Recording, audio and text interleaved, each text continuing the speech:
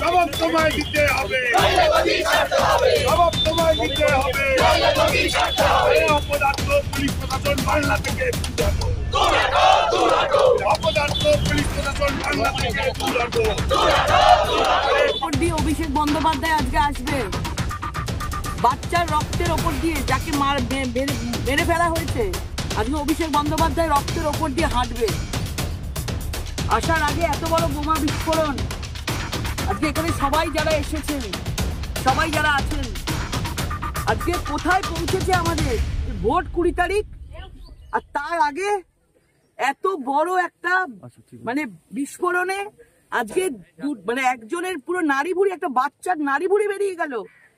আজকে প্রত্যক্ষদর্শী যিনি আছেন মা, উনি বলছেন বাইরে থেকে বেড়াতে এসেছিল এখানে ছুটি কাটাতে, সে মারা গেছে এবং পুলিশ ডেড বডি নিয়ে গেছে পান্ডুয়া হসপিটালে, মানে দলা করে নিয়ে গেছে।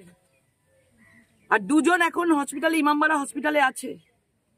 এখনো আমরা সঠিক তথ্য জানি না আর কত কি দুজনের অবস্থা কিরকম আছে। এবং এই সন্ত্রাস বোমা শিল্প 2018 পঞ্চায়েত থেকে চলছে। এইখানের দায়িত্ব কার ছিল? অসীমা পাত্র 2018 এই পান্ডুয়ার দায়িত্বে ছিলেন, তখন থেকে দায়িত্বে আছেন উনি, এবং তখন থেকে তার আগে সিপিএম এর বিধায়ক ছিল।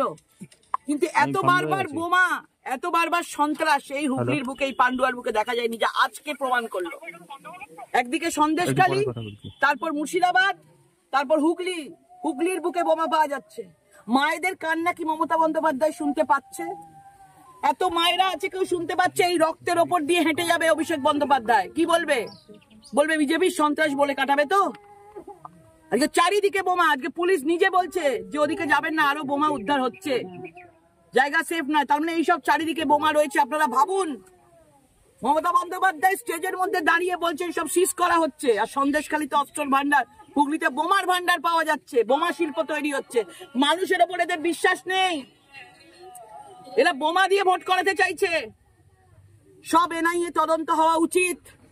এনআইএ তদন্ত এক্ষুনি যদি অ্যারেস্ট না হয়, যদি অ্যারেস্ট করা না হয়, 20 মে কেন, যতক্ষণে অ্যারেস্ট হবে এখানে ধর্নায় সবাই আমরা বসবো, সবাই ধর্নায় বসবো। অ্যারেস্ট করতে হবে। আমাদের কাছে ভোট আগে নয়, আমাদের কাছে মানুষের প্রাণ আগে, মানুষের প্রাণ আগে। বাচ্চার রক্ত, আমি কোলে বাচ্চা দেখাবো, নেব, আর রক্তের ওপর দিয়ে হাঁটবো, বোমা দিয়ে বাচ্চাগুলোকে মেরে ফেলবো। এটাই এখানকার শিল্প, এটাই এখানকার আর্ট এবং আর্টিস্ট। আর্ট হচ্ছে বোমা শিল্প, আর আর্টিস্ট হচ্ছে মমতা বন্দ্যোপাধ্যায়, অভিষেক বন্দ্যোপাধ্যায়। সবাইকে এখানে বলতে চাই, যে প্রত্যেককে বলতে চাই, এর বিচার আপনাদের নিতে হবে। আজকে আমি দেখছি, আমি রক্তের ওপর দিয়ে হেঁটে যাচ্ছি, দেখছি। আমি এই জিনিস দিতে পারি না, আমিও মা, আমিও ছেলের মা। কার বাড়িতে কখন দুর্ঘটনা ঘটে যায় যদি এখন থেকে আমরা সজাগ না হই, আরো অন্যের বাচ্চারও জীবন যেতে পারে। সবাইকে করজোড়ে নিবেদন করব যে শেষ থেকে ছাড়বেন আপনারা, আপনাদের সঙ্গে আমরা আছি, ভারতীয় জনতা পার্টি। একজন মা হিসাবে আপনাদের সঙ্গে আছি, একজন নারী হিসাবে আপনাদের সঙ্গে আছি, একজন বিজেপি কর্মী হিসাবে আপনাদের সঙ্গে আছি। আপনারা প্রত্যেকে আমায় 7 দিন, এই তদন্ত পুরোপুরি ভাবে হয়ে শেষ থেকে ছাড়বো। এটা পুরোপুরি ভাবে এনআইএ তদন্ত হোক, অ্যারেস্ট করা হোক, এবং সারা দেশে আপনাদের মাধ্যমে ভিডিও পৌঁছে যাক যে রক্তের ওপর দিয়ে অভিষেক বন্দ্যোপাধ্যায় হেঁটে যাবে। আজকে স্বাগতম জানানো হবে, কারণ তারা দেখাচ্ছে অভিষেক বন্দ্যোপাধ্যায়কে কে কত বড় শিল্প করতে পারে, কে কত বড় বোমা বাঁধতে পারে, কে কত বড় শিল্প করে খুন করে আগে যেতে পারে, তবেই তাকে পোস্ট দেওয়া হবে। কারণ তৃণমূলের সবাই ক্রিমিনাল, গুন্ডা, মোস্তান, সন্ত্রাস করা লোক আছে। তো এই ভোট চ্যালেঞ্জ নেওয়ার ভোট। আপনাদের সকলকে বলবো, সবাই একসাথে হন। এই বাচ্চার বিচার চাই, বাচ্চার বিচার চাই। আমরা সকলে মায়ের জাত, বাচ্চার বিচার আমাদের সকলের চাই। আজ বাদে কাল আমরা যদি আজকে বিচার না করি, আজ বাদে কাল আমাদের ঘরেও ঘটতে পারে। সবাই একসাথে হন। আর এই কষ্ট দেখা যায় না, সত্যি বলছি।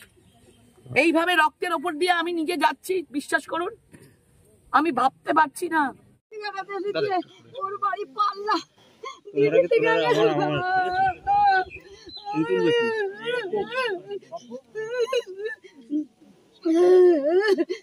পাঁচনের টুকরো ছিল আমাদের। ওরে বাবা কি বলো, ওই জায়গা ছিল জঙ্গলের মতো জায়গা, ওরা কি করতে গেল সাড়ে 8টার সময় কি জানি।